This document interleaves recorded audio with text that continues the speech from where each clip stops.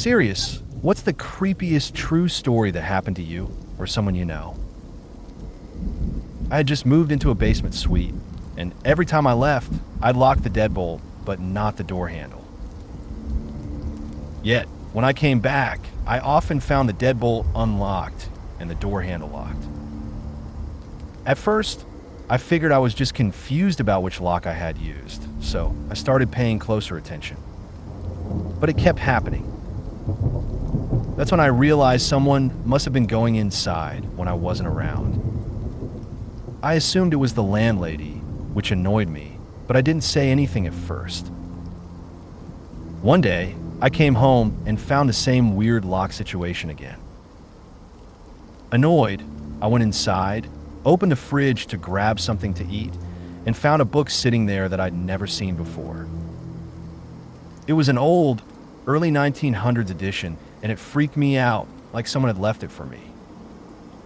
I collected old books, so this felt too strange to ignore. I finally called my landlady and told her what had been happening. She freaked out. Apparently, the previous tenant had been a creepy guy with serious mental health and drug problems.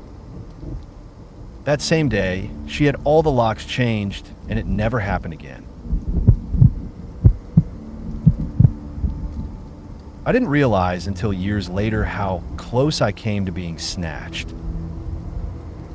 I grew up in a small town and was just doing what I always did during the summer, playing outside with my two younger siblings. Then a guy pulled up in a truck right next to the yard and called me over. He asked my name and if I was having a good summer.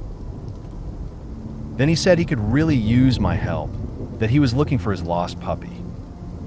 He promised he had a photo of the puppy if I come closer.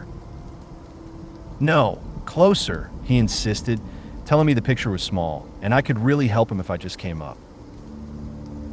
I yelled to my brother across the yard, "Dea Ian, come help us find a puppy."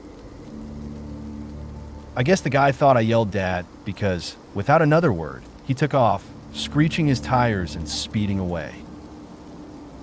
I remember feeling bad for that puppy for a while, until we had an assembly at school about what strangers might say to lure you into their vehicles. That's when it hit me how close I came to a dangerous situation. It was a Sunday afternoon around 1 p.m. She had just returned to her apartment after running some errands. At the time, she was in med school, so she spent most of the next 5 to 6 hours at the kitchen table studying. While she was sitting there, she glanced up and saw a guy casually strolling out of her bedroom. There were no other entrances to her apartment, and she was sitting by the front door, so he had been there the whole time she had been home. He paused at the doorway to the kitchen, standing between her and the door. She was completely frozen. Then, her phone rang, and the sound startled both of them. She ran to grab the phone, and he bolted out the door. After that, she didn't waste any time. She got herself an enormous dog. He had been in her apartment the entire time. It's one of my biggest fears.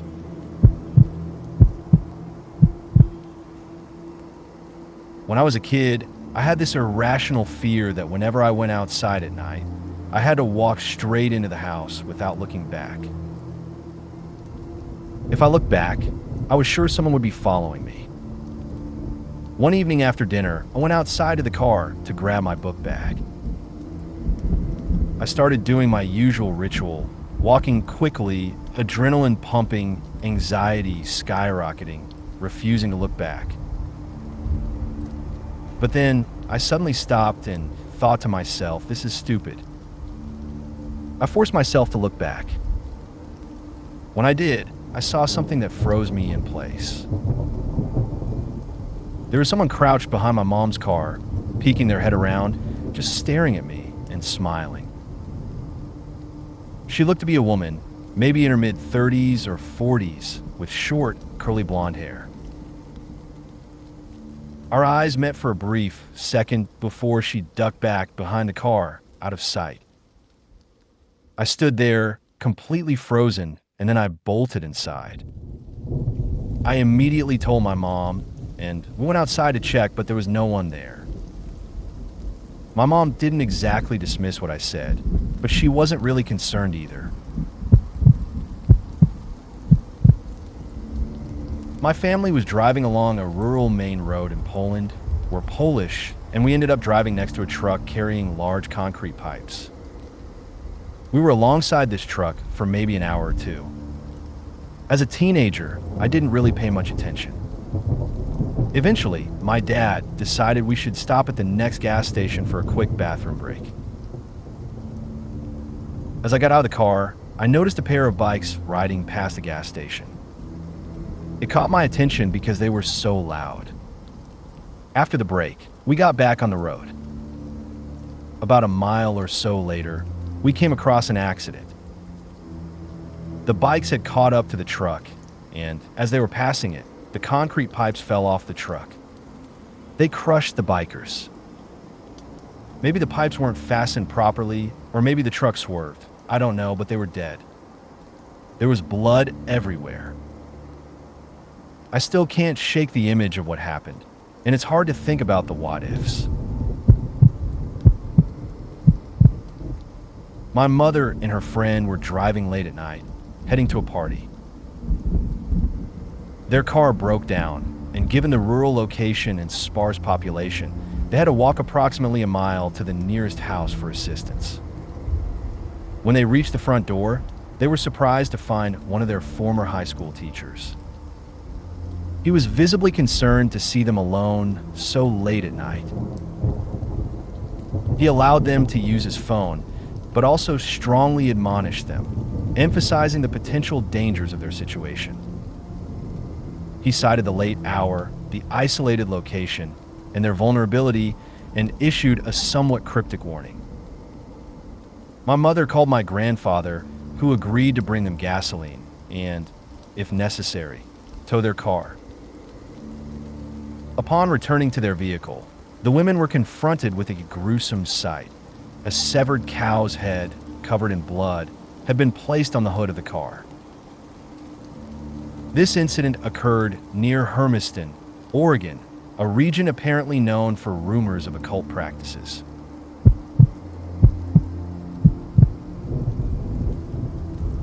When I was about 9 or 10, my older brother and I had a few friends over for a sleepover.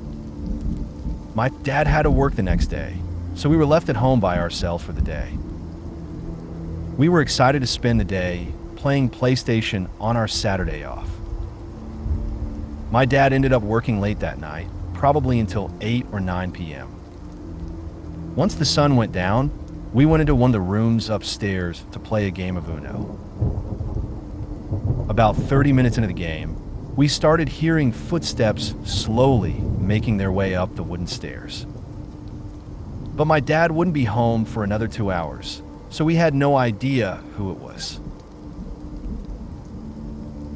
There were 4 of us, me, my brother, my friend, and his friend, and we started taking turns walking out of the room to check, but each time we tried to look down the stairs, we'd hear what sounded like someone running back down as fast as they could, as if they didn't want to be seen. This went on for what felt like 2 hours, and by the end of it, we were all huddled in the room upstairs, wedging the door shut with a chair until my dad finally came home. None of us were really into the idea of anything paranormal, but as a kid, your imagination can run wild. Even now, 15 years later, I still don't know what to make of it. But every one of us heard those footsteps coming up those dark stairs. I bring it up to my friend, who I'm still close with, and he remembers it just as vividly as I do. Honestly, it still creeps me out when I think about it. I rented a cabin for a week with my sew. The first night there, we spent the day visiting her family, what the trip was really about, had dinner, and she ended up getting pretty wasted. We got back to the cabin, and I ended up carrying her inside, only to find that all our bags had been opened and dumped onto the floor. Instant panic mode kicked in. I hadn't been drinking, and I always carry, so I pulled out my gun and did a sweep of the house. I checked every room, every closet, even under the bed. Nothing. My son was still fast asleep, so I started checking our stuff over, and thankfully, nothing was missing. It was just scattered all over the floor. I kept looking around. Everything seemed fine, windows were locked, and the back door was deadbolt. What really bothered me was that there was no sign of a break-in. I know I locked up before we left, so either someone else had a key or whoever was still inside the cabin. Either way, I knew I wasn't going to be getting much sleep that night. It was too late to make other arrangements, and honestly, I figured it was probably nothing. We'd been gone all day from 9 a.m. to midnight. So whoever it was must have come earlier. But still, I couldn't shake the feeling. I went in, tucked my son under the blankets, used the bathroom, then set up a rocking chair facing the front door. My gun stayed on my lap as I sat there, watching. It felt pretty silly, but I couldn't bring myself to leave the chair. At some point, around 3 to 4 a.m., I must have drifted off to sleep. I woke up the next morning around 7 a.m. to sunlight streaming through the windows. I actually scared myself a little, realizing I'd fallen asleep, especially since I wasn't holding my gun. I started looking around, and my gun was sitting on the couch. I froze. Then I saw it. The front door was wide open. I couldn't believe it. I jumped up, ran to check on my Zoe. Thankfully, she was still there, untouched. I went back out to the living room, grabbed my gun, and noticed something even worse. All the bullets were missing. I went outside to check around. Our car was still there, no signs of anyone. But when I walked back inside and looked in the far corner of the living room, I saw the corner of the rug lifted up. I pulled the rug back and found the opening to the crawl space. That meant the guy had been in my cabin the entire time. I must have arrived and caught him in the act, and he thought fast, hiding in the crawl space. Then, sometime during the night, he crawled out, disarmed me, and walked right out the front door. I love riding my bike along country roads. Not far from where I live is a small town called Three Oaks in Michigan. One Saturday, my wife was working and I had the day free, so I decided to take a solo ride. I packed my bike into my car and drove the hour to Three Oaks. I parked in the charming downtown area and headed out of the town into the surrounding countryside. As I ventured deeper into the remote areas, the houses and businesses thinned out, and before long, there were only an occasional house every half mile or so, with cornfields and small woods lining the dirt and gravel roads. It was peaceful, just me and the open road. That's when I saw the minivan. It passed by me, but moments later, it turned around and pulled up alongside me. I glanced over, and the passenger, a woman in her mid to late 20s, was staring at me with the window down. The driver, a man of about the same age, leaned over the passenger and, with a big grin, asked, "Hey, do you know David Christ?" I didn't recognize the name, so I told him no. He asked again, "You sure you don't know him?" I repeated that I didn't, apologized, and continued on my way. After a brief pause, the van did a U-turn and drove off. At the time, I didn't think much of it. Maybe the driver knew David Christ, and he thought I might know him too. It seemed harmless enough, so I just kept riding, weaving through the countryside, taking turns at random, just enjoying the day. About 10 minutes later, and on a completely different road, I saw the van again, this time coming toward me. We made eye contact as they passed, and I gave a friendly nod. It felt like a strange coincidence, but nothing alarming. The driver just smiled at me as he passed by. I began wondering what they were doing. Maybe they were lost and searching for this David Christ, or maybe they were just taking a scenic drive and thought I looked like a friend. It was odd, but nothing too concerning, yet I couldn't shake the feeling something wasn't right. I continued riding, turning down more roads, heading in all different directions, just letting my mind wander. Then I saw the van again. This time, they pulled up beside me, and the driver leaned out of the window. He had a baseball cap, a goatee, and that same big smile. I stopped my bike, waiting for him to say something, but instead he just stared at me for what felt like an eternity. 30 seconds may not sound like a long time, but in that moment, it felt like forever. Finally, he asked again, "Do you know David Christ?" It was the same question, and this time there was no smile. I was starting to feel uneasy. Did he really not remember asking me this same thing 20 minutes ago? Was he playing some kind of twisted game, or was he high? I told him once again that I didn't know anyone by that name and pedaled away. That's when I realized just how remote I was. Looking down the road, there wasn't a house in sight. I was surrounded by cornfields on one side and woods on the other. I glanced over my shoulder and saw the van slowly following me. It was hard to believe this could be a coincidence. I had taken different roads in different directions, yet somehow they kept showing up. It didn't make sense. I decided it was time to head back to town. I pedaled harder, hoping to get some distance between us.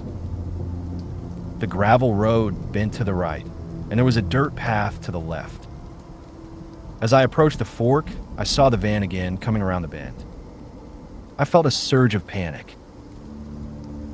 I gripped my pocket knife, which I always carry just in case, but then I realized if they wanted to, they could just run me down with the van. I had no chance. As the van got closer, I increased my speed, though I knew it was futile if they decided to chase me.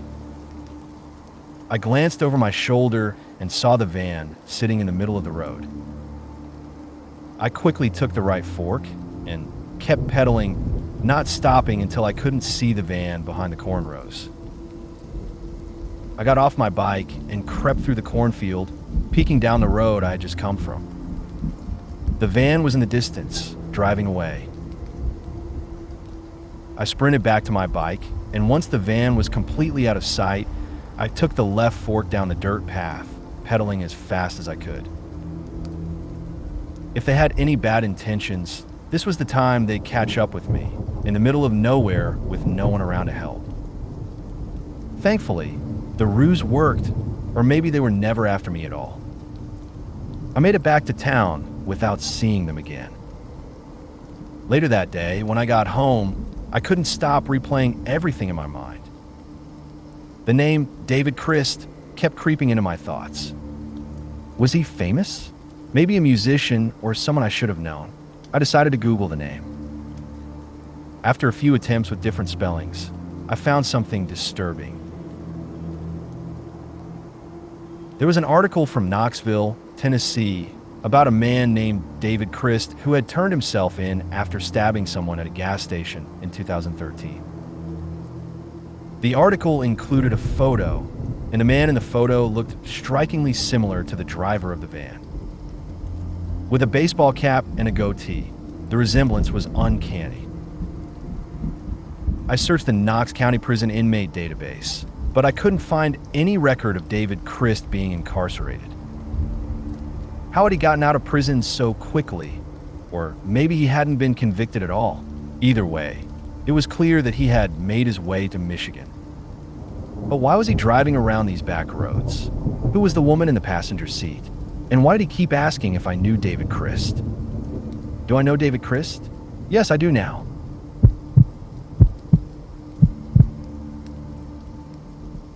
One afternoon, I was walking home from the beach around noon when a Ford Escape slowed down beside me. The guy driving, speaking with slightly broken English, asked me how much. Confused and alarmed, I told him to get lost. He didn't seem to take no for an answer and said, "I'll pay you $200 for an hour." At that point, I started walking faster, but his car stayed right alongside me, matching my pace. Then, the driver crossed 2 lanes of traffic, pulled into a driveway, and parked in front of me. The door opened, and another guy got out. My heart started racing, and I could feel panic setting in.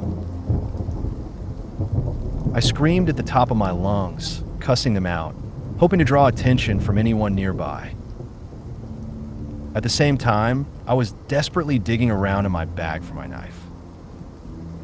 I quickly stepped into the street and tried to move around the car, keeping a safe distance.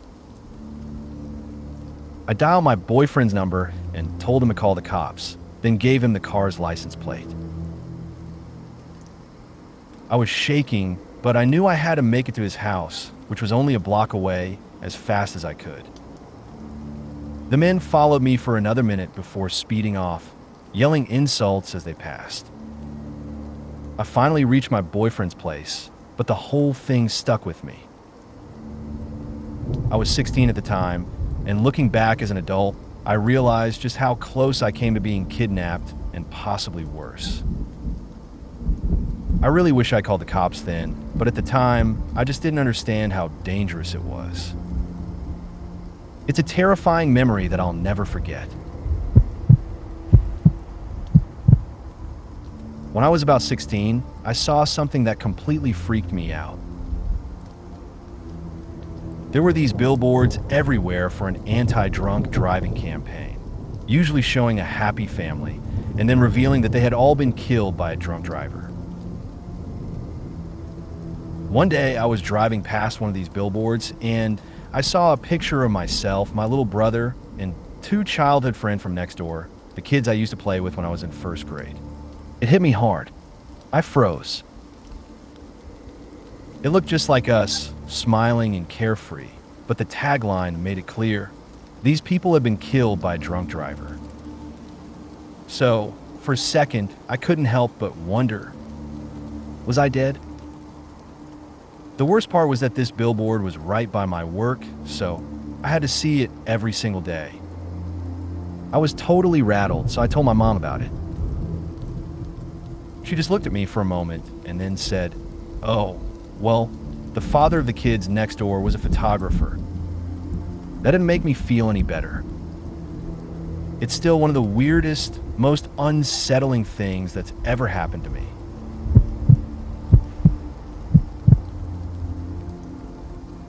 When I was younger, my dad was out of town, and my mom let me have a few friends over.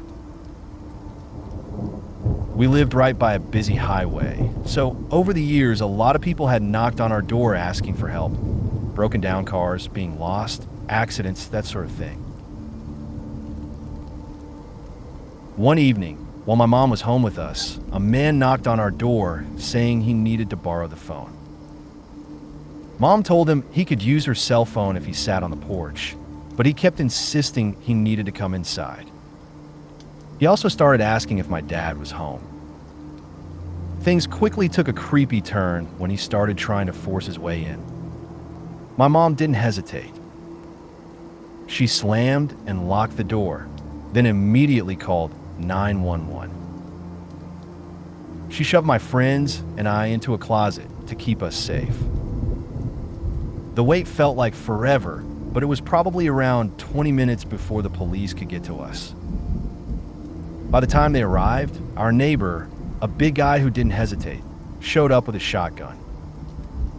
He made the man get down on the ground until the police could take over. It was one of the scariest moments of my life, and I'll never forget how quickly my mom acted. About 10 years ago, my wife and I rented an old townhouse in Birmingham, Alabama. It was a charming place, but definitely creepy, mostly because it was old and surrounded by woods. We're both from suburban California, so it was a bit of a culture shock, and honestly, it freaked us out a little. At first, we'd joke around that there was a presence in the house. But after a while, things started to get strange. For instance, after grabbing a snack from the kitchen, we'd leave and all the cabinets would be closed. But then, a few minutes later, we'd come back and find all the cabinets wide open. It was eerie, but at first we just shrugged it off as a weird inconvenience. Things started escalating from there. My wife would often come home late after roller derby practice, and we had these steep steps leading up to the front door. As the considerate husband, I'd make sure to turn on the porch light so she wouldn't trip. But more often than not, something would turn the light off, the old-fashioned kind of breaker switch where you really had to put some force into flipping it. One night, my wife actually tripped because the light had gone out again. She began to get more and more uncomfortable being home alone when I was working late, and we both realized that whatever was in the house seemed to take a particular dislike to her. One night, as we were walking to the bathroom, we both saw something in the hallway mirror, a disfigured woman. I thought I was just seeing things at first, but when I mentioned it to my wife, she freaked out and said she'd seen the same thing too. Over the next year or so, I had recurring nightmares about the woman. I'd wake up in a panic, only to find myself next to my wife, who would sometimes stir and say, "Go back to sleep, it's just a dream." I saw her too. It was a constant reminder of that unsettling presence. The most intense night came when my wife came home late and just started screaming at me for no reason. She was saying all these bizarre things and accusing me of things that didn't make sense. I was in the middle of working on a paper for school, so I told her I wasn't going to deal with it and that she should go to bed.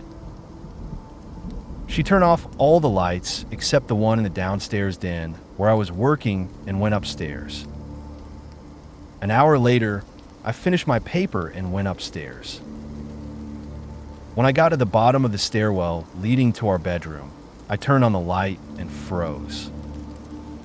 My wife was sitting at the top of the stairs in total darkness.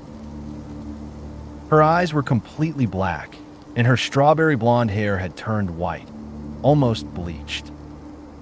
It was the most terrifying moment of my life. I slowly walked up to her, and when I reached the top, her eyes and hair returned to normal, and she broke down in tears, telling me that something had been attacking her and that she was filled with hate. We spent the rest of the night holding each other, trying to make sense of it all. We've talked about it many times since, and my wife is convinced she was possessed. Honestly, after what we experienced, I'm inclined to believe her. Now, we're back in California, and we've been married for 8.5 years. Nothing like that has ever happened again, but I'll never forget what we went through in that house. It was 2001, and my friend and I, both 17 and female, were driving back from a late movie to my house. I lived in a pretty rural part of Maine, about 20 minutes outside the nearest town. As we were driving through the woods on a quiet highway, we passed a median where a car was parked, facing the wrong way with all its lights off. Right after we passed it, the car flashed its headlights, did a 3-point turn, and began following us. We joked nervously, laughing and saying, "Oh great, it must be a gang initiation. We're gonna get murdered," because, we were in Maine. It was clearly just some harmless coincidence, or so we thought. The turnoff from my road was a few miles away, and the car followed us the entire way. We finally made the left turn onto my road, and the car kept going straight, which was a relief. But then, about 30 seconds later, we realized it must have backed up and turned after us. At that point, we were starting to get concerned. There was one more turn to make before we got to my house, and sure enough, the car did the same thing. It backed up again and made the turn right after us. Now we were genuinely freaked out. I had a long driveway, and the car followed us all the way to the end, almost up to the house, which had all the lights on since my mom was home. We quickly ran inside, and as we turned around, we saw the car reverse back down the driveway and drive away. To this day, we have no idea why that car was following us. Maybe they thought we were someone else, or maybe they had bad intentions and changed their mind when they saw the lights on at my house. We never got a good look at the car, only the front of it, and never caught the license plate. All we could say for sure was that it was a blue car. Context: this happened around 1995. In my freshman year of middle school, 6th grade, there was a weekly group therapy session where kids with developmental delays, DD, would join normal students to do activities like crafts, playing with Legos, or sometimes watching movies. It was a mixed group of kids, half with DD, half without, and normal kids could sign up for the sessions. I immediately jumped at the chance because it meant I got a break from history class once a week. One of my best friends at the time also signed up, so it basically became our second lunch break. The whole thing was supervised by a therapist named Bruce, and it was generally pretty relaxed. Bruce was in his 50s, balding, overweight, and had the demeanor and look of Santa Claus. He ran many of the extracurricular activities at the school and was universally liked. The other significant figure in this story was a kid named G. He fit the stereotype of psychopath in the making, obsessed with animal cruelty. G would often excitedly share gruesome stories during the sessions, detailing the fun he'd had tearing the leg off a squirrel he caught in a live trap or similar acts of violence. We all just assumed he was exaggerating for attention, and so we mostly ignored him. One week, we were playing with Play-Doh. Since it was a group with DD kids, the big tub of Play-Doh had long since turned into a uniform, gross brown color. The goal of the session was to build things and tell stories about them, but most of us just made random things or threw the clay at each other. G, for some reason, had laid out a huge flat square and was building 4 large pillars at each corner. Eventually, he put a roof on top, but it wouldn't stay on because there were no supports inside.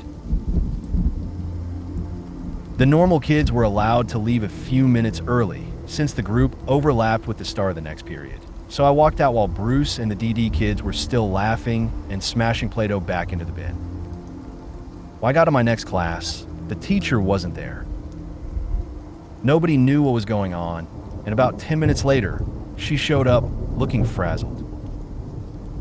She didn't give us any details other than that something happened and that staff needed to attend to it. Naturally, we 6th graders began speculating wildly. A few hours later, I ran into my friend from the group, who was visibly shaken and disturbed. He refused to tell me why, other than that the therapy group had been canceled indefinitely. I kept pushing him for answers, and eventually, he told me what had happened. During the cleanup, the Play-Doh had to be compacted back into its tub. This involved smashing the sculptures, something the DD kids really enjoyed. They'd often try to smash each other's creations. G's Play-Doh structure was one of the last to be smashed. He destroyed 2 of the columns, then let one of the other kids smash another. Finally, G dared Bruce to smash the last column really hard. But the last column had a pocket knife hidden inside it. I never saw either Bruce or G again after that. When I was around 6 or 7 years old, my babysitter was murdered in the mid-'80s. They found her body in a garbage bag near a department store, but the killer was never caught. There were no witnesses, no clues, nothing. This was a small town of about 50,000 people, so when something like this happened, word spread fast. Everyone was talking about it, but no one had any answers. It felt like the whole town was shaken, and no one knew who to trust or what was going on. It was a mystery that haunted the community for years. When I was 16, I was a chaperone for a Girl Scout camping trip with kids between 5 and 9 years old. I was assigned a cabin with 6 girls to look after at night, and I helped during the day as well. Night 1. One of my girls had a developmental issue, and I woke up to find her leaving the cabin. I thought she was heading to the latrine, but then I realized she was sleepwalking. I ran barefoot into the dark woods to try and coax her back inside. That's when I heard something large moving in the forest. My heart skipped a beat. I grabbed her, but she immediately went rigid and started screaming like an infant. Terrified, I carried her back inside, and by then, the whole cabin was awake. I didn't sleep the rest of the night. Day 2. The sleepwalking girl was moved to another cabin for safety. That afternoon, as I was walking the kids back from the latrine, the sleepwalker and another girl sneaked away. Realizing they were missing, we managed to find them about 15 minutes later. Back at camp, the girls started telling spooky stories about their sneaking away. They claimed they'd encountered the kitty cow in the woods. Night 2. I woke up feeling cold. When I went to close the windows, I noticed a strange light in the woods, like someone carrying a lantern. The light moved through the trees, coming closer to the cabin. I froze, watching it. When it got close to the window by the kids' bunks, I quickly closed the shutters. The light lingered outside for what felt like forever before disappearing. I was too shaken to sleep after that. Day 3. I told the other adults about the light, but they shrugged it off, saying it was probably a ranger checking the site. Meanwhile, the kids were freaking out over the kitty cow. They were so terrified they didn't want to leave the craft area during the day, fearing it might be lurking out there. That afternoon, we learned that a bear had broken into a neighboring camp, eating food. Suddenly, the kitty cow stories made sense. Maybe it was the bear. And with the bear on the loose, we figured the rangers might have been out there looking for it. Night 3. I stayed up listening to music, hoping I wouldn't see the light again. Around 1 a.m., I saw it moving through the woods once more. It stopped at the usual point in the trees, and then it started to move closer. As it circled around the cabin, I heard another chaperone yell, "Hey, who's out there?" The light suddenly cut off. I was terrified. I called out to her, telling her I had seen it too. The other chaperone told me to gather my kids and bring them to her cabin. We all crowded into her cabin, and soon after, a thunderstorm hit. Once again, I didn't sleep. The next day, everyone tried to laugh it off, saying we were probably just seeing things. Maybe it was heat lightning, or perhaps the kids had been playing with flashlights. I was so sleep deprived at that point, I could barely keep my eyes open, and the popping noises in the forest kept making my nerves fray. Later that day, I was paired with another chaperone, and we took the kids on a hike through the woods. The fog had rolled in, and the kids were still rattled by the stories of the kitty cow.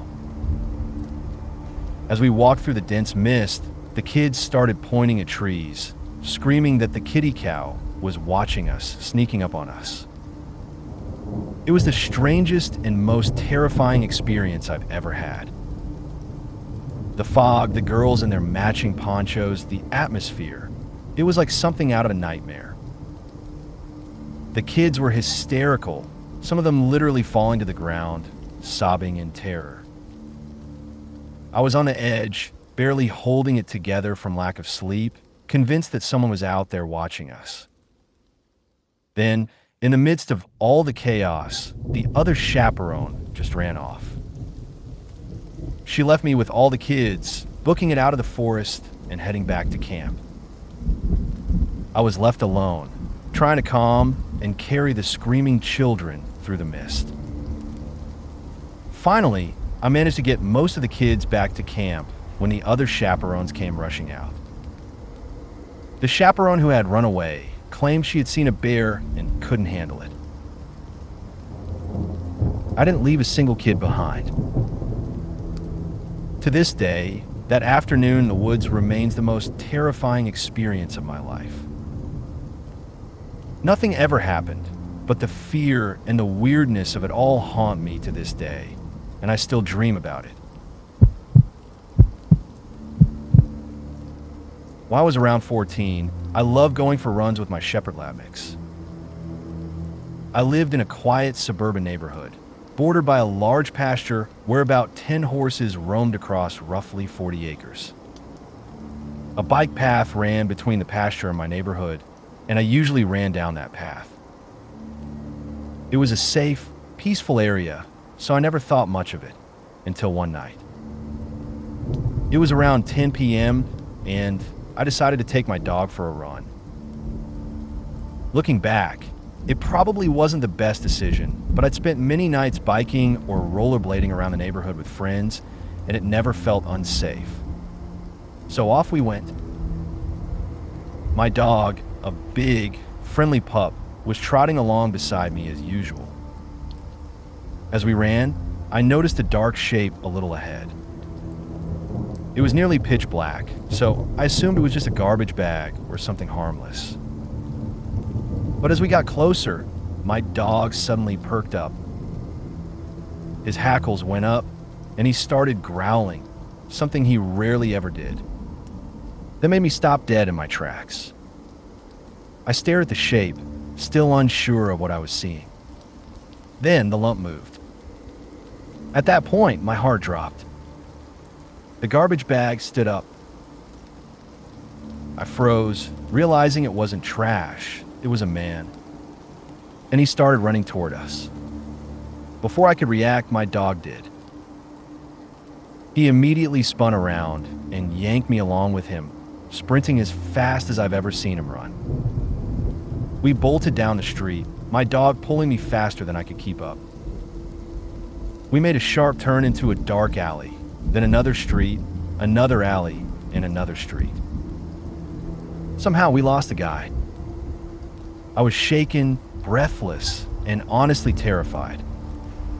My dog saved me that night, no doubt about it. A couple of days later, I found out that an ex-felon had been arrested in our neighborhood, some creepy guy who had a history with the law. He might not have been an axe murderer, but something wasn't right. I'll always be grateful to my dog. He's my hero. Back in the 70s, my grandfather dropped off my grandmother, mom, and her 2 sisters to do some shopping on his way to work.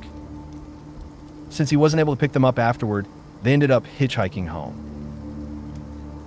At the time, my mom was around 10 or 11, her middle sister was about 7 or 8, and the youngest was only a year old. They were picked up by a man driving a pickup truck who had them all sit in the back row, with one of them holding the baby. My grandmother gave the driver directions to their home, but he ignored her and passed their exit, saying he had to make a stop first.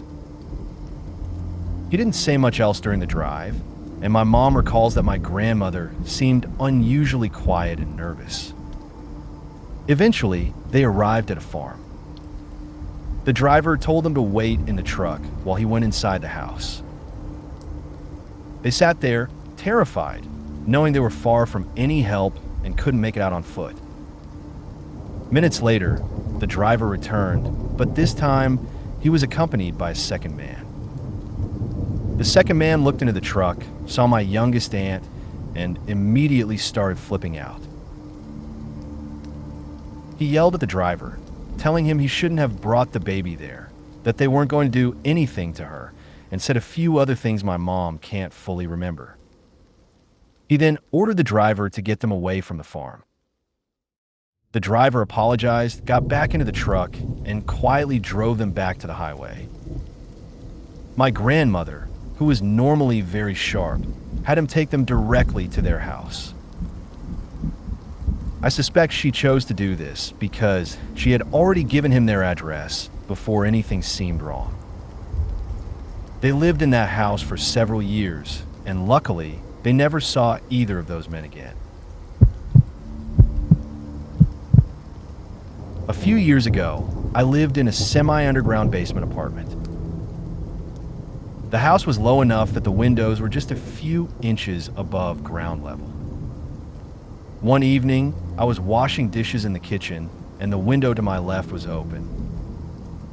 As I was finishing up, I suddenly heard a voice whisper, "Looking good there with the dishes." Someone had been crouched down outside the window, watching me for who knows how long. The worst part? I was washing knives at that moment, and as I turned with a huge chef's knife in hand, the guy must have gotten scared and bolted. I hated that apartment. Eventually, I tacked thick fabric over most of the windows just so I wouldn't have to see drunk people peeing on them.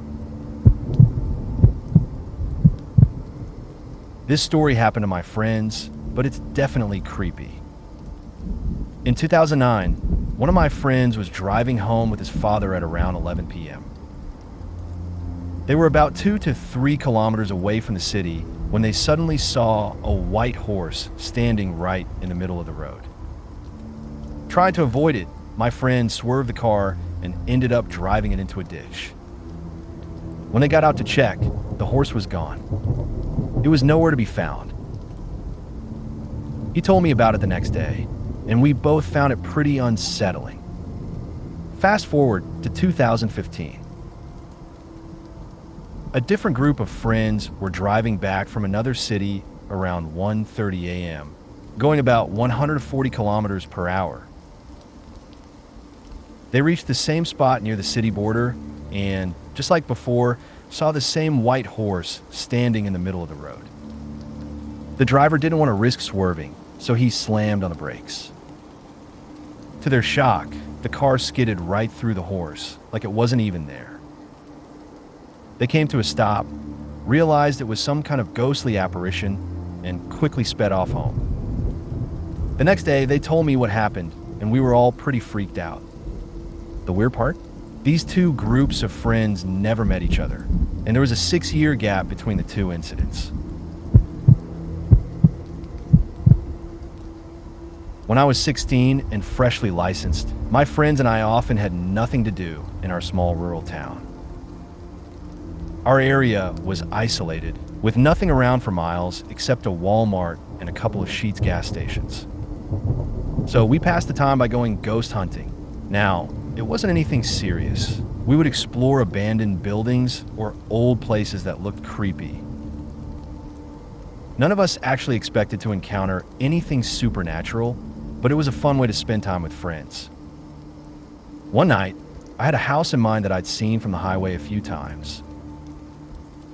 It was a pretty rundown, 2-story place with a basement, and it sat in the middle of a large field, about half a mile off the road. The sight of it was enough to make your hair stand on end, especially under the moonlight. I told my girlfriend and a couple of my friends about it, and they all agreed it was a good idea to check it out. Before heading there, we stopped at Walmart to grab some new flashlights and batteries. I also needed batteries for my camera. I bought a 4-pack, and 2 of my friends each grabbed a flashlight and a 2-pack of batteries. We like to keep the extra ones from flashlights as backup, since they didn't seem to last long. Armed with energy drinks, flashlights, and batteries, we set out for the house. When we got there, the place looked even more eerie in person. The porch steps were broken, and we had to climb over debris to get inside. The house was empty, except for the remnants of past explorers who had vandalized it. Inside, The place was quiet and unsettling, and we could hear our footsteps echoing as we moved through the living room into the kitchen.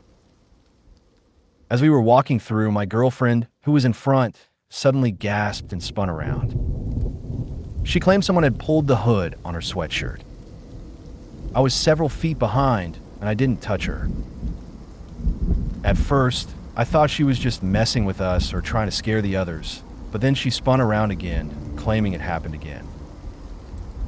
Now she was getting genuinely freaked out, and I was confused, swearing it wasn't me. We made our way up the creaky stairs, taking pictures along the way. At the top, I noticed a hole in the attic and decided to check it out. I snapped a couple of pictures, one from a distance and one closer up. The attic was a letdown, just a broken crate and an old wooden ladder. Disappointed, we headed back down to the second floor. By now, I was the only one still holding a flashlight. We walked through the hallway, heading to a room at the end. It felt different in there, breezy, even though the windows were all broken. The air was oddly cold, and as we all filed into the room, something strange happened. My flashlight flickered and then went completely dark, despite being brand new. I tried turning it back on, but it stayed off. Then I heard my girlfriend and her best friend both saying, "My phone's dead," and one by one, my other friends tried their flashlights. Nothing. I pulled my camera out, hoping to take a picture of something weird. But when I checked the screen, it was completely black with a flashing red dead battery symbol. This was too much. We were all freaked out and quickly tried to get out of the room. When we reached the stairs, the flashlights worked again, and my camera had about 3/4 of a battery left. We rushed downstairs and decided our best exit was through the basement door we'd seen earlier, as the porch steps were too broken to use. The basement, however, turned out to be even more unsettling. It was like a maze of old vines and debris, and it felt like we were in a scene from the Blair Witch Project. As we stumbled through the basement, we suddenly heard a loud noise that sounded like a tin can being dropped and rolling down the basement steps. The weird part? I don't remember seeing a tin can anywhere in the house. We bolted out of there, scrambling through the high weeds as fast as we could, not looking back until we reached the car. Once we were safe in the car, we tried to process what had just happened. I started going through the pictures on my camera, and most of them were just the typical dusty, blurry shots of an old house. But one picture stood out. When I looked at the second picture I'd taken of the attic hole, there was a thick, white, smoky mist hovering over it. The night was cool, but not cold enough for mist, and no one was smoking. My heart sank, and goosebumps covered my skin. I posted the picture to a paranormal forum to get some feedback. People were blown away by the image, saying it was one of the most interesting ghostly encounters they'd ever seen. To this day, I still get chills whenever I look at that picture. Whatever happened in that house, it still haunts me. When I was a teenager, I had one of the scariest experiences of my life. It started on a regular night when I was leaving a fast food drive-thru. As I was pulling out, I noticed a beat-up old Bronco behind me. At first, I figured it was just a road rage situation, so I did the polite sorry wave and tried to let him pass. But instead of passing me, he swerved aggressively toward my car like he was trying to hit me. I was confused, but my gut told me something was very wrong. The guy pulled up beside me and started screaming out of his window, but it wasn't even coherent. It was just pure, furious yelling. He continued swerving into my lane, like he was trying to force me off the road. This was before the days of cell phones, and I was in an unfamiliar part of town, so I didn't know where to go or who to turn to.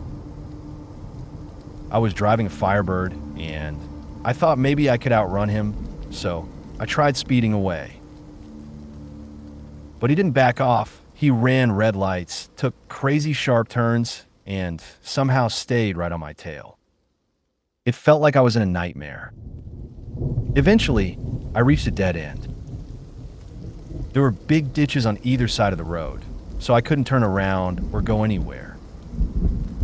As I was panicking, he pulled his truck across the road to block me in. My heart was racing, and I couldn't think straight. He jumped out of his truck and ran toward my car, trying to scramble at my door handle. Luckily, my doors were locked, but that didn't stop him. He pounded on the windows with his fists, his face pressed up so close to mine that I could see the crazed look in his eyes. He was screaming at me, but it was like he couldn't even see me clearly. He was so out of control. I was shaking, crying, terrified, and in a desperate attempt to show him I wasn't the person he was after, I turned on my overhead light. I wanted him to see that I was just a scared teenage girl, not whatever he thought I was. But instead of stopping, he climbed up onto my hood and started pounding and smearing his drool all over my windshield. I was screaming and crying, sure that he was going to break through the window at any second. Just when I thought I couldn't take it anymore, he suddenly stopped. He held up one finger like he was signaling me to wait, and then ran back to his truck. I didn't hesitate. I floored the gas and, in a panic, drove straight into the ditch, then sped off, weaving in and out of roads for the next 45 minutes. I drove like a maniac, making sure he wasn't behind me, until I finally felt like I'd lost him. To this day, I have no idea what his deal was, what he was trying to do, or why he went off on me like that. When I finally made it home and tried to tell my mom, she didn't believe me at first. She thought I had made the whole thing up to cover up the damage to my car. Even now, she's still not fully convinced of what happened, but I know what I went through and I'll never forget it. I don't usually come to this part of Reddit, but I saw this story on the front page and felt I had to share. A bit of backstory. This happened in the East End of London, not exactly the safest area. I was about 13 years old, hanging out with a mate in a park. It was more of a small patch of grass, probably around 20 meters by 40 meters, but it was the only place we could kick a football around. It was just starting to get dark around 6 p.m. in the autumn. As we were playing, a guy approached us. He looked to be in his late 40s or early 50s, on crutches, covered in face tattoos, with weathered, leathery skin. The whole sketchy vibe. He asked me directly, "Can I use your phone to tell my friend Tom I'm at the park?" in this strange, slurred voice that gave me chills. I grew up in a rough area and knew something was off immediately, so I just said, "Oh no," and we bolted out of there. We started running for the exit, and I could hear him scrambling after us on his crutches. It wasn't fast, but he kept following, trying to catch up.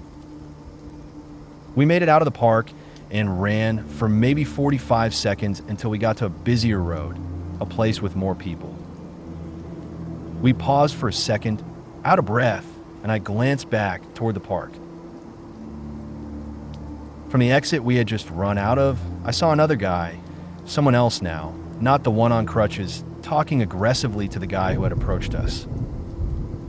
The guy on crutches was now standing straight up, no longer leaning on his crutches. I assumed that must have been Tom. Things got even weirder when 3 more guys appeared, walking over to the 2 of them. I was certain they came from the park's other exit. All 5 of them looked about the same, around 50 years old, rough-looking and aggressive. In less than a minute, these 5 guys had shown up where me and my mate were. It hit me then, they had clearly been watching us, waiting for the right moment. The guy who had originally confronted us was still pointing in our direction, and there was shouting. It was pretty clear they were planning something. At that point, me and my mate didn't need to think twice. We turned and ran. We were terrified out of our minds. I've lived in London my whole life, but this place, some parts, can be genuinely scary. You can walk through areas where, even during the day, you feel like you're being watched.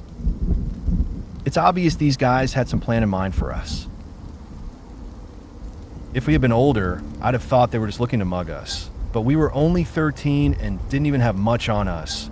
Maybe 40 quid between us, if that. Plus, it doesn't take 5 grown men to mug 2 kids that age.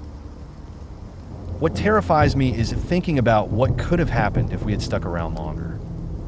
We could have been the next kids to disappear from the streets. It makes me sick to think about what their intentions might have been. Apologies if this doesn't read well. I'm on mobile, and I'm not the best at telling stories. But I'll never forget how close we came that night.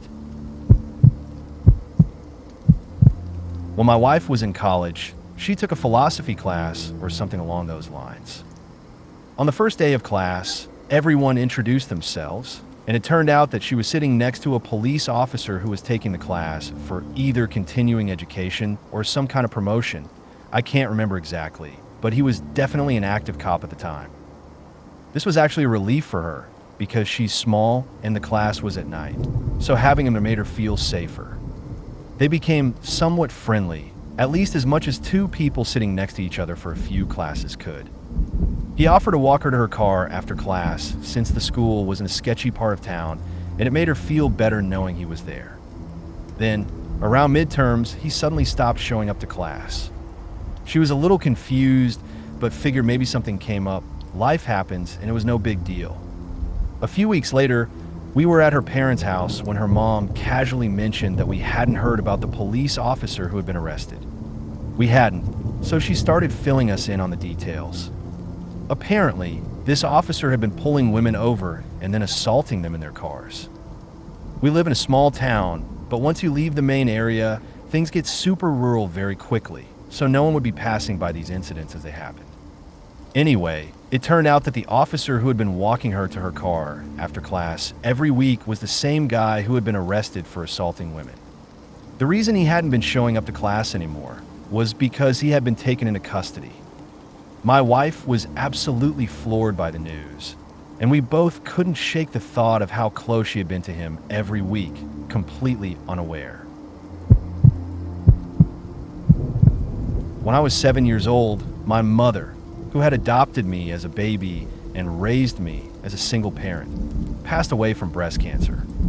After her death, I was taken in by her sister and her husband, my aunt and uncle. Even though I've moved into a new home, sometimes when I'm lying in bed, I hear strange knocks on the walls. I've also caught the sound of footsteps on the stairs late at night while I'm playing video games.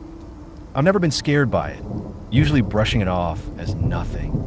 But the thing is, my mother passed away in this house. Maybe she's still watching over me. She saved me from abortion when I was just a baby. Perhaps she's still saving me in ways I don't even realize. When I was 8, I was at Walmart with my parents. I decided to wander off to the toy section, mostly because I was obsessed with hula hooping. Even though I was a little boy, I thought it was the coolest thing ever. So, I made my way to the back of the store where the hula hoops were. There I was alone, just having the time of my life, hula hooping away. Out of nowhere, this guy tries to grab my hula hoop, but I wasn't about to let that happen. I thrust my hips forward to keep it going like a pro. He tried again, but this time, a Walmart employee appeared out of nowhere, and the guy quickly backed off. I look back now, and I have to say, my hula hooping skills and that random Walmart worker were both pretty heroic that day. But honestly, it was mostly my insane hula hooping that saved me. This one might not be as creepy or mysterious as some of the others here, but it definitely freaked me out. I was about 9 years old, hanging out at the park with my sister and her boyfriend at the time. They were walking around the track while I played on the playground. It was a quiet evening, and the park was almost empty since it was a weekday. Out of nowhere, a middle-aged man came up to me. He started chatting, slowly inching closer and closer as he talked. I could feel myself getting more and more uncomfortable. Then, thankfully, I spotted my sister and her boyfriend coming into view. The guy saw them too, and right then he asked if they were my parents. I told him no, it was my sister. As soon as I said that, he quickly came up with some excuse to leave and took off without another word. I was relieved, but I couldn't shake the feeling that something wasn't right. Back when my mom was in college in her home country, there was this one guy everyone avoided like the plague. It all started when he randomly approached someone on campus and, with a completely straight face, told them, "Your dad is going to die in a car accident next week." And sure enough, the dad did die in a car accident the following week. At first, people brushed it off as a creepy coincidence, like a bizarre joke that somehow turned out to be true. But then he did it again. He approached another classmate after class and told her, in that same eerie, deadpan tone, "Your mom will get stomach cancer soon." A while later, that girl's mother was diagnosed with exactly that. It kept happening, time after time, with every prediction coming true, and each time it was something bad. Eventually, no one would even talk to him anymore. When people saw him coming, they'd walk in the opposite direction, terrified. No one knew whether he was just predicting these horrible events or somehow making them happen. But one thing was for sure, the things he predicted were never good. Most of my scary stories revolve around my haunted house. It's a semi-detached, 80-year-old former pit house in a quiet little town in the north of England. Nothing special on the outside, really, but it's definitely haunted. About a year after we moved in, when I was around 10, I was heading upstairs to grab a book while my mom was in the kitchen. As I reached the upstairs corridor and started to fumble for the light switch, I looked straight ahead at my sister's bedroom door. That's when I saw her, a girl, standing in front of the door. She just stood there and waved. I screamed, lost my footing, and tumbled down the stairs in a panic before hurling myself into my mom's arms. I was so scared I started crying uncontrollably, then fainted right there in the kitchen. At 17, I was in the kitchen, waiting for my dad to come home while I prepared his dinner. I'd been feeling on edge, nervous for no particular reason. I tried to chalk it up to stress over exams. But then, as I bent over the sink, I suddenly felt the distinct sensation of 4 fingers pressing against the back of my neck, followed by a thumb gently brushing my ear. I grabbed my dog in a panic and sat on the front garden, waiting for my dad to come home. I didn't feel safe until he walked through the door. There are plenty more stories, but those 2 are the ones that still stand out the most.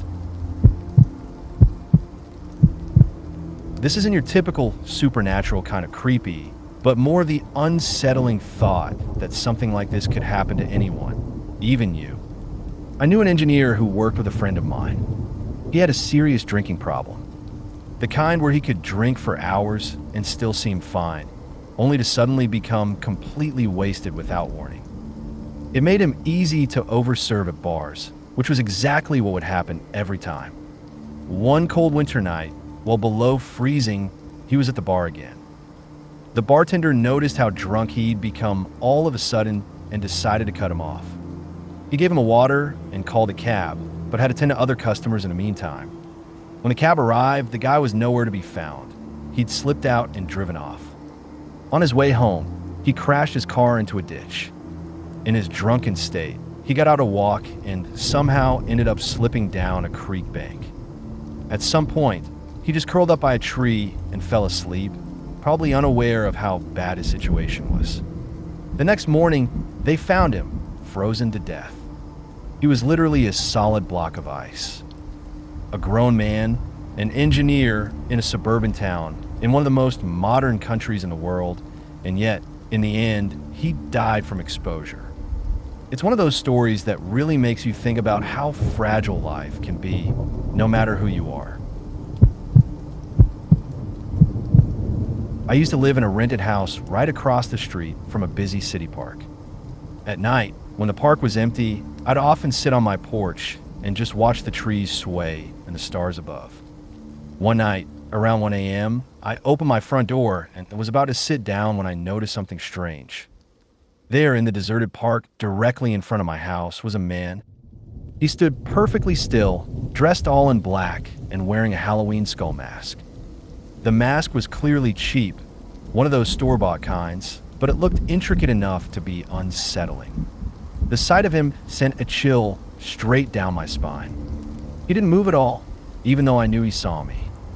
The entire neighborhood was quiet, and for what felt like an eternity, we just stood there, silently watching each other. Finally, he turned and slowly walked away. I called the cops right away, feeling like this guy was up to no good, maybe casing the neighborhood. The cops came, took my statement, but nothing ever came of it. I thought that was the end of it. A couple of months later, I was doing some yard work, clearing a thick tangle of weeds by the side of my house under the kitchen window. As I was pulling out some of the vines, I noticed something that looked like trash. I bent down to pick it up, and to my horror, it was the same skull mask I'd seen that night. This story happened to an acquaintance of mine from college, someone I'll refer to as Sam for the sake of this post. I didn't hear about it until a few years after I last saw Sam at school. A mutual friend of ours told me about it, and it was one of those things that stuck with me. I can't stress enough that Sam wasn't the type of person to make things up, and neither was our friend who relayed the story. The story goes like this. After college, Sam started dating a girl who was still in school. I never met her or knew her name, but apparently, they were in a serious relationship. Sam, having graduated the same year as me, often traveled abroad to visit family and friends. These trips would sometimes last a few weeks, and during those times, he and his girlfriend would Skype each night or whenever the time difference allowed. One night while they were Skyping, his girlfriend had just gotten out of the shower and was standing in front of her mirror picking out clothes. She was chatting with Sam casually when she mentioned that she was glad her roommates were out of town for a bit because she had the place to herself. Sam could see everything behind her through the webcam as she had her back to the bedroom door with a vanity against the adjacent wall. As they were talking, an adolescent girl in a white gown with black hair suddenly walked through the open door of the bedroom and sat down at the vanity.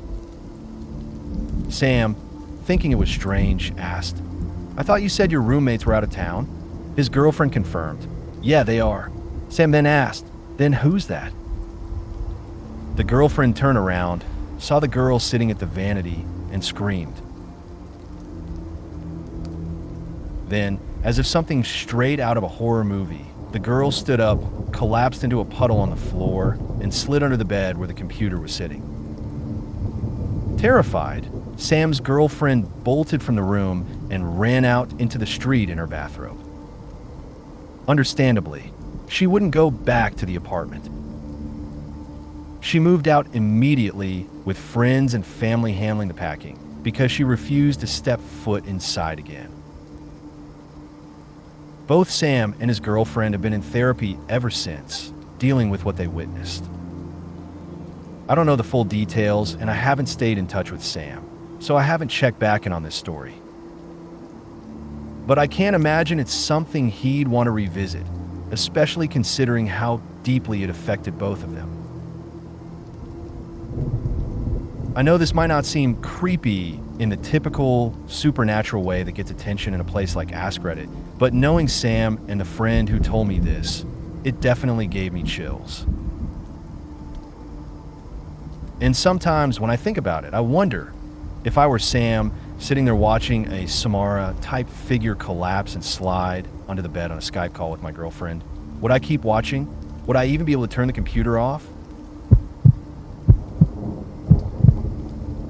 The creepiest story I've ever heard came from my grandpa. He lived on a farm with my grandma until around 1988, just as communism was starting to fall apart in our country. Their farm was about 20 kilometers from the city in a quiet, rural area. But there was this strange car that kept showing up, parked on the road that separated their property from the neighbors. It wasn't just once or twice. It would park there night after night, with two people sitting in the car for hours on end. My grandpa remembers clearly the smell of cigarette smoke pouring out of the car on cold nights. One day, he decided to approach the car and saw that the two people inside were wearing hats that identified them as members of the SB secret police. He didn't engage with them and just walked away. Around the same time, odd things started happening in the area.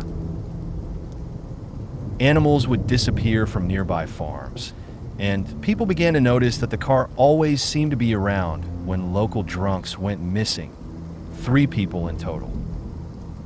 Some believe the drunks had just passed out in the snow and were buried by it. But then things got even stranger.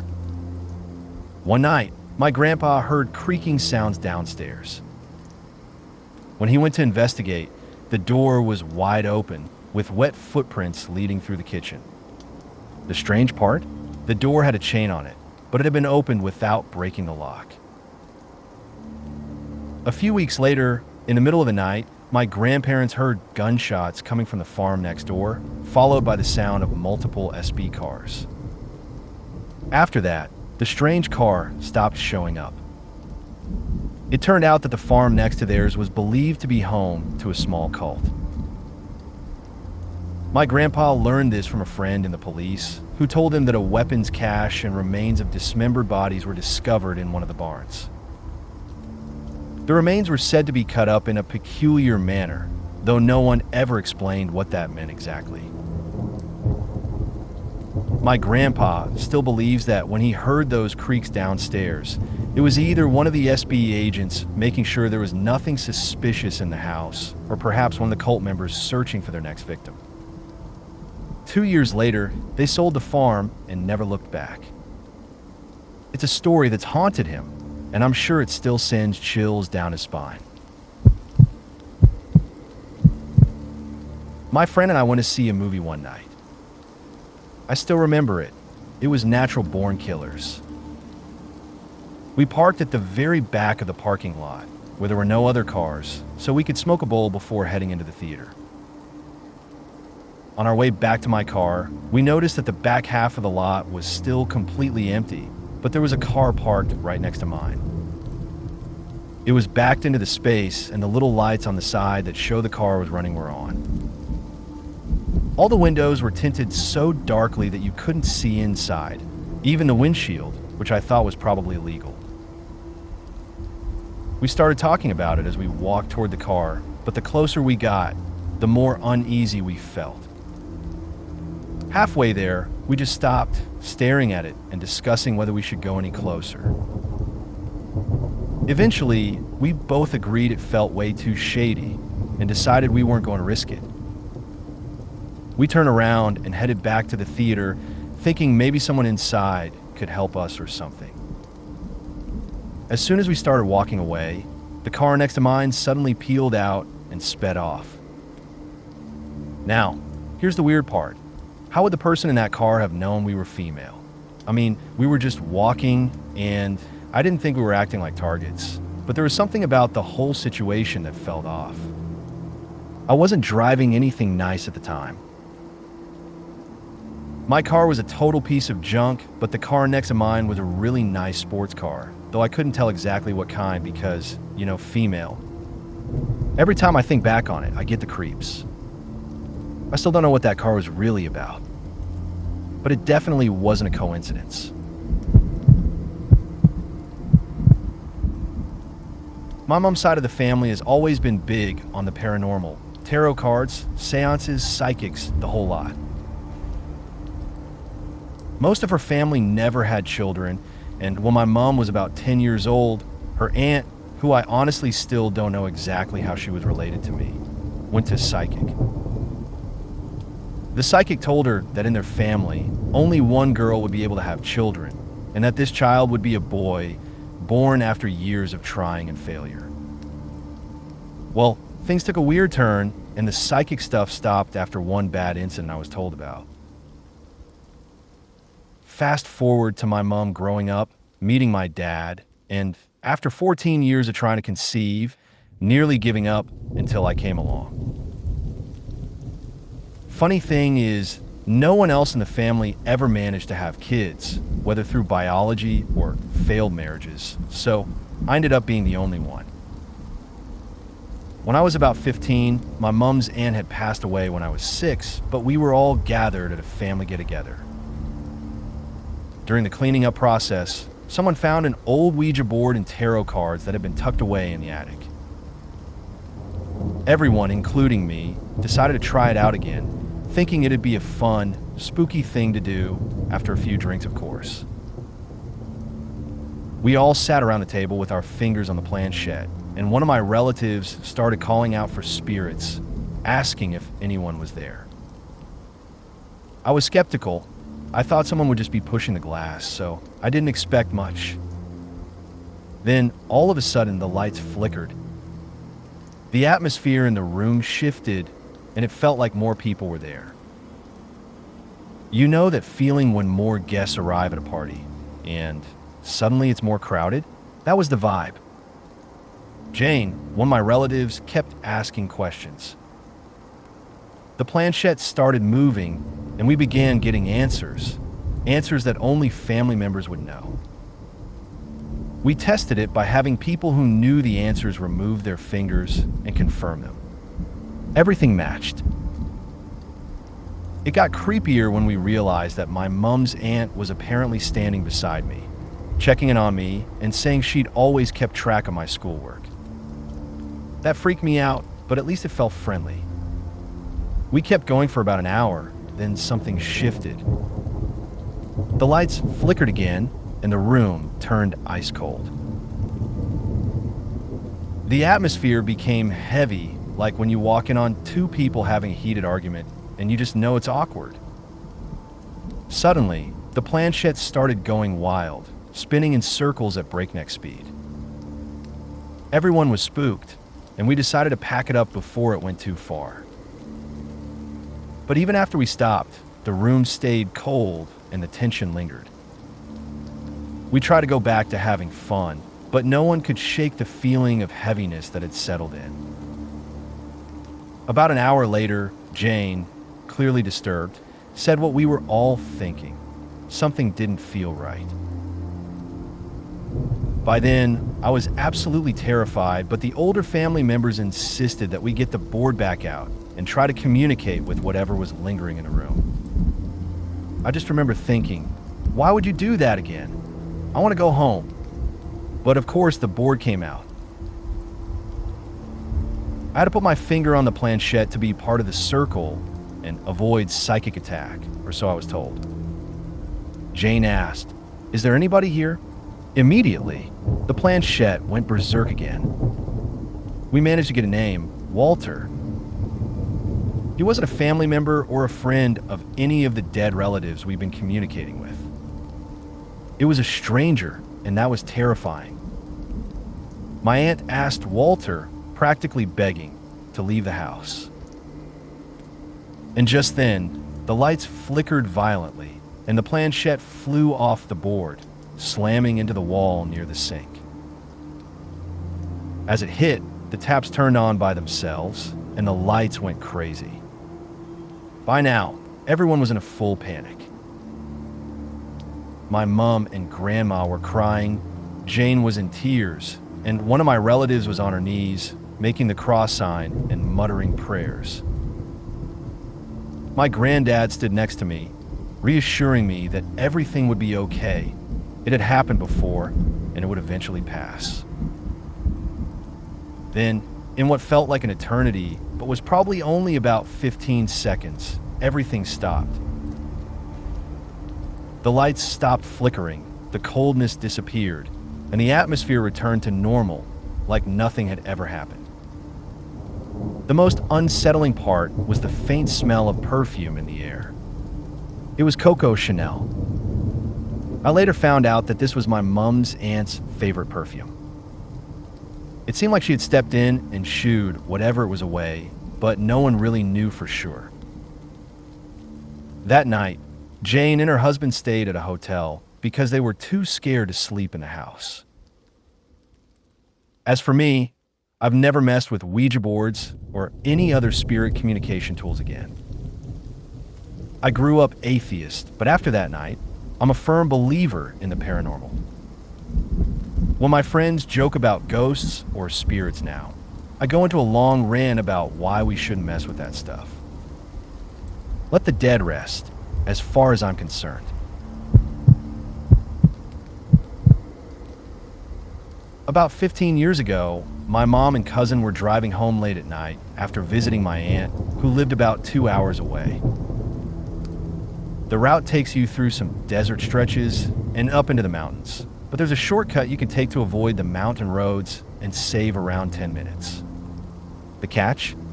That shortcut cuts straight through the middle of nowhere, just a narrow two-lane road with absolutely nothing around for 30 miles. No houses, no lights, no gas stations, not even those roadside emergency call boxes. It was around 11 p.m. when they were driving through this shortcut. Out of the darkness, they noticed something up ahead on the road. At first, my cousin thought it was a rock or maybe debris, so she slowed down to steer around it.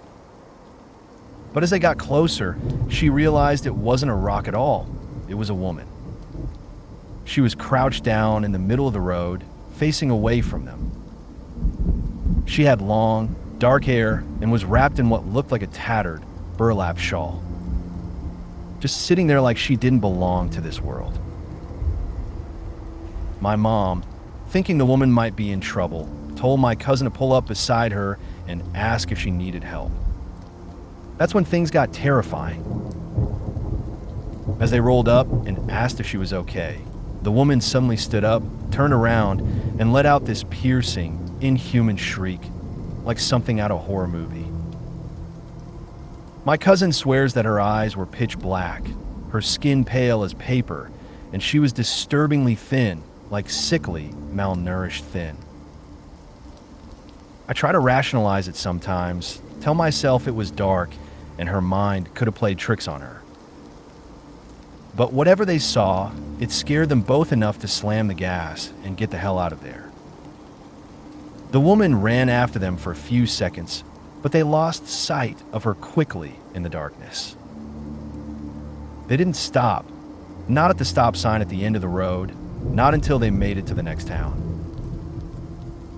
They pulled into a gas station, completely rattled, grabbed some water, and just sat there trying to make sense of what had happened. A few weeks later, my cousin told a story to one of her co-workers. The co-worker immediately said it sounded like she'd encountered a skinwalker. That only made it worse for her. Now, even 15 years later, she refuses to take that shortcut. Doesn't matter who's driving. She insists on sticking to the main highway, no exceptions. My mom still says it was probably just a woman on drugs, maybe strung out and lost in the desert. But my cousin, she doesn't buy that for a second. Whatever was out there that night, she's convinced it wasn't human. About 18 years ago, my family was driving home from Disneyland when we hit some serious traffic. Everything had come to a complete standstill, and we couldn't figure out why. After a while, we started noticing police officers walking between the cars, crouching down and looking underneath each vehicle. Curious and a little concerned, my dad rolled down the window and asked one of the officers what was going on. The cop looked at him and said, "A man jumped into traffic on the freeway. We found the body, but we haven't been able to locate his head." We sat in stunned silence after that. The whole atmosphere changed. What had just been a frustrating traffic jam instantly turned into something grim and unsettling. I was around 10 years old at the time, boy, for reference. My mom, my sister, and I were at JCPenney on a busy weekend. The mall was absolutely packed, and we were heading down a crowded escalator. I was standing behind my mom and next to my sister when I felt someone get really close behind me. At first, I didn't think much of it until he started lightly bumping my backside with his knee. It seemed kind of playful, almost like something a family member would do. My first thought was that maybe my dad or one of my uncles had shown up at the mall to surprise us. But when I turned around, I didn't see a familiar face. Instead, I saw a man, clean cut, looked like he was in his 40s, just smiling at me. It wasn't comforting. It was unsettling. Every time I tried to step away or put distance between us, he moved closer, pressing in behind me until I was practically squashed up against my mom. When we got to the bottom of the escalator, my mom scolded my sister and me for pushing forward. She thought we were just being impatient and crowding her. I tried to explain what had actually happened, but by the time I got the words out, the man had already disappeared into the crowd. We ended up filing a police report later, but the thing that stuck with me most wasn't just what happened. It was realizing that people like that don't always look creepy. They don't wear signs or stand out. Sometimes they look completely normal. That was probably the scariest part. About 5 years ago, I was hanging out at a friend's place, drinking. It was around 3 a.m. when we ran out, so I hopped on my bike to ride the 5 blocks back to my house and grab more. On my way back, about 2 blocks in, I noticed a car creeping across an intersection ahead. When the driver spotted me, they slowed down and pulled over to the side of the road, like they were waiting for me to pass. Immediately, something about it felt off. Just this heavy, gut-level feeling that something wasn't right. So instead of riding past them, I pulled up to the house I happened to be in front of, acted like it was mine, and walked up to the front door like I was heading inside. I kept an eye on the car the whole time, and sure enough, after a few moments, it slowly pulled away and drove off.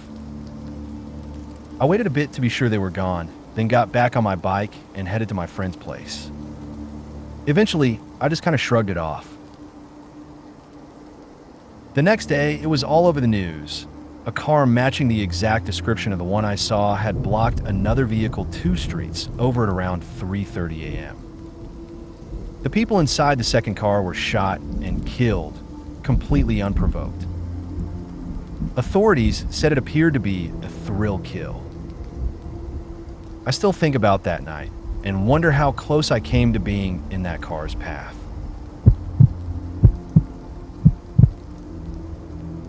Some context, during my senior year of high school, a bunch of us, maybe 30 people, decided to play this big town-wide game.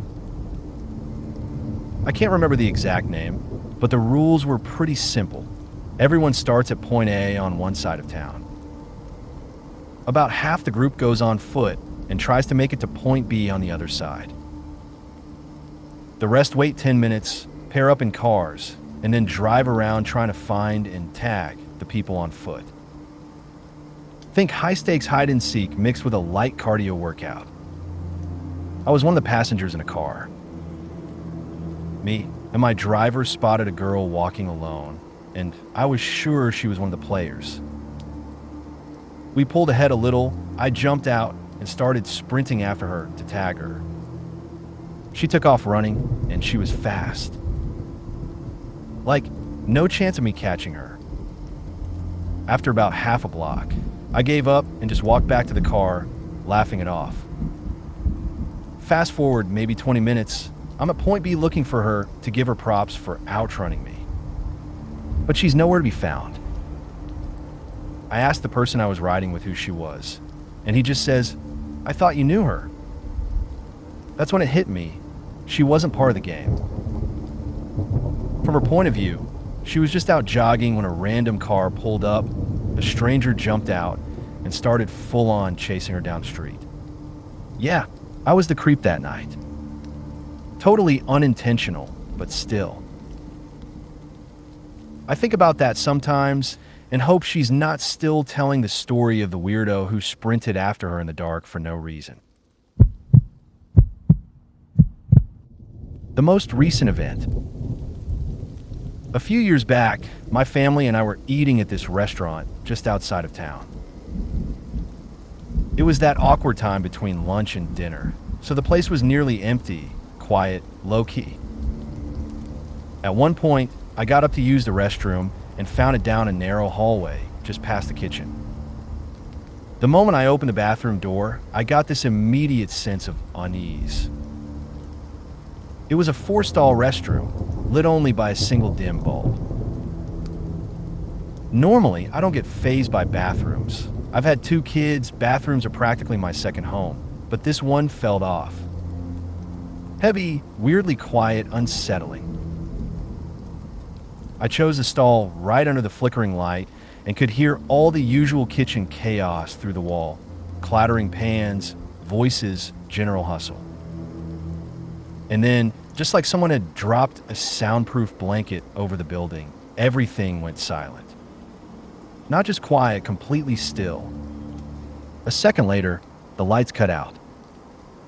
I sat there in pitch black, heart pounding, with the strangest, strongest sense that something was enjoying my discomfort, like it was watching me squirm. A few moments passed, probably only seconds, but it felt like forever, and then the lights flickered back on. The kitchen noise resumed instantly, like someone hit the play button on reality. I washed my hands and got out of there fast. On my way out, I noticed the light switch was inside the bathroom. If someone had reached in to flick it off, I would have heard the door open. No one did. And when I got back to the table, I casually asked the waiter if there had been any kind of brief power outage. He just looked at me like I was out of my mind.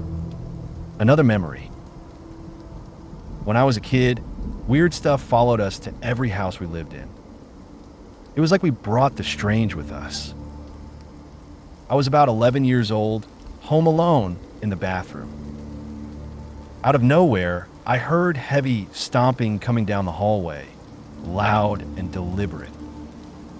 It stopped briefly, then veered into my parents' bedroom across the hall. I heard a loud shout, couldn't tell what it said, and then the footsteps stomped into their ensoot bathroom. The door slammed shut. I froze.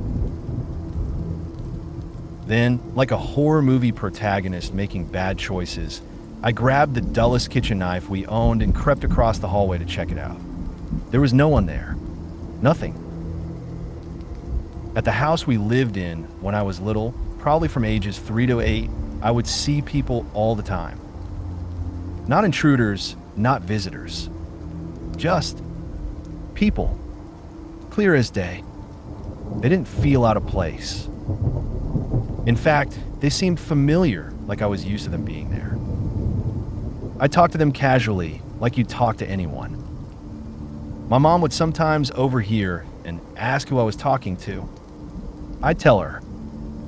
She believed me, even though she never saw them herself. After we moved, they stopped showing up. I don't really see things like that anymore, but I haven't forgotten them. And I still don't have an explanation. When I was around 10, I spent the night at my cousin's house. I've always dealt with anxiety, but it was especially intense when I was a kid.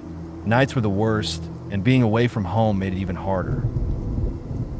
That night, I was lying in bed, wide awake and trying desperately to fall asleep, but I had to pee badly. I didn't want to get up. The house was unfamiliar, it was dark, and my imagination always ran wild in situations like that. But eventually, it got to the point where I couldn't wait any longer. There was a bathroom right next to the room I was staying in, but the door didn't close all the way, only halfway. I didn't feel safe using it, especially in the middle of the night. So I made up my mind to use the main bathroom all the way across the house. To my relief, when I got to the hallway, I saw the lights were on in the kitchen and living room. That helped ease some of the fear. Until I heard it. As I stepped into the living room, I heard two men talking, low and slow, like they were having conversation in some language I didn't recognize. But it wasn't normal. Their voices sounded warped, distorted, like the kind of voice effect you hear in movies when criminals use a voice changer. Deep, unnatural, and surreal. I froze. The TV was off. The windows were all shut. There was no one else awake. And somehow, I didn't cry. I didn't scream. I just quietly walked to the bathroom, locked the door, and sat there for what felt like forever, probably about 20 minutes, just trying to make sense of what I'd heard. I was too scared to leave, but I knew I couldn't stay there all night. Eventually, I forced myself to go back. I speed walked down the hall with my hands pressed tightly over my ears, and I could still hear them. To this day, I have no idea what it was. Maybe it was something explainable. Maybe not. The next day, I found out that the nearby bathroom could only be closed if you slammed it really hard, which I definitely made sure to do the next night when I had to go again. Not the most terrifying story in the world, but for 10-year-old me, it was absolutely chilling. And honestly, it still gives me goosebumps when I think about it. Back in college, I lived in what was considered a pretty safe apartment complex. You needed a clicker to drive in, the pedestrian gate had a keypad, and every unit had deadbolts and reinforced patio locks. It wasn't Fort Knox, but it felt secure. Then management changed. Shortly after, the pedestrian gate code stopped working. You could just push it open, no code needed. Management sent out a note in mid-October saying a new code would be issued soon. And in the meantime, everyone should be extra cautious and keep their doors locked due to suspicious behavior on the property. A week later, another note came. This time it described a man who had been seen lurking around, peeking into windows, watching from balconies. But the gate still wasn't fixed. On Halloween night, I went out with friends. I remember locking my deadbolt before going to bed. We'd all crashed at my place, and I always locked my door anyway since I lived alone. The next morning, the door was unlocked. I asked if anyone had stepped out during the night, but everyone swore they hadn't touched it. Weird, but maybe I was tired and had forgotten. The next night, I was alone. A little on edge from the night before, I made a point to double-check the door before bed. Same deal. I woke up and the door was unlocked. Now I was creeped out. I checked the apartment for signs of a break-in, missing items, anything. But everything was untouched. Night 3, I wasn't taking chances. I triple-checked both the front door and the sliding door locks. I even gave them a little tug to make sure they were solid. Around 5:30 or 6 a.m., my cat started acting up, restless and pacing, so I moved her to the living room. A few minutes later, she started making strange sounds, like growling or low yowling. I got up to check on her. That's when I heard a soft thud. I walked into the living room, still half asleep, and saw the front door. Unlocked. Again. I completely freaked out. I called the property manager that morning, had maintenance inspect every inch of my apartment, and demanded a full lock change. They complied. After that, it never happened again. But I'm 99% sure someone had been coming into my apartment, maybe watching me while I slept. Nothing was ever stolen. There was no damage, but something wasn't right. Maybe it was paranoia, maybe not. All I know is I never leave doors unchecked anymore. When I was in middle school, my best friend lived about a mile from our school, so we often walked to her house after classes. One day, when we were just 2 blocks from her home, an older man drove up alongside us and offered us a ride. At the time, we didn't fully grasp the potential danger and declined, perhaps even laughing it off. He continued to drive slowly along the curb as we walked, trying to persuade us to get in, insisting it would be his pleasure to give us a ride. His focus then shifted to my friend, who had developed physically earlier than most girls her age. I now understand he was likely targeting her. I don't recall the exact conclusion, but I assume we reached her house, at which point he drove away. Looking back, I recognize how predatory that man's behavior was and how naive I was at the time. His insistence on giving us a ride, especially his emphasis on it being his pleasure, is deeply unsettling in retrospect. This happened a while ago when I was with my girlfriend. We were just chilling in the basement garage, listening to music and having a few drinks. At one point, I went upstairs to the kitchen to look for my phone, but couldn't find it. I'd had a few drinks, so I must have misplaced it somewhere. No big deal. I noticed my girlfriend's phone was charging, so I picked it up to check the time, then went back down to the basement. Later in the night, she went upstairs looking for her phone, but couldn't find it either. We both just shrugged it off, had some more drinks, and went to bed. The next morning, we were both looking for our phones and still couldn't find them. It was strange, especially since I'd seen her phone the night before. That's when I noticed my watch was missing too. Then, she looked out the window into the backyard and saw her purse and my work computer lying on the grass. What the hell? It hit us at that moment. Someone had actually entered the house while we were downstairs. They must have been hiding when I went up to check her phone, and then they took ours. I immediately changed all the locks, installed motion-activated lights in the backyard, and put up a locked fence. It's one thing to be robbed, but another to realize you've been robbed while you were in the house. My friend and I were out walking back roads in Georgia, still close to my house. While we were out at like 1 a.m., I don't know, it was Georgia and the internet wasn't really a thing yet. We were just walking along when I got this feeling. You know the one, where it's like someone's about to touch you, and you can just feel it? Well, this was like that, only way worse. It felt like my hair stood on end so fast that the force of them extending actually lifted me off the ground.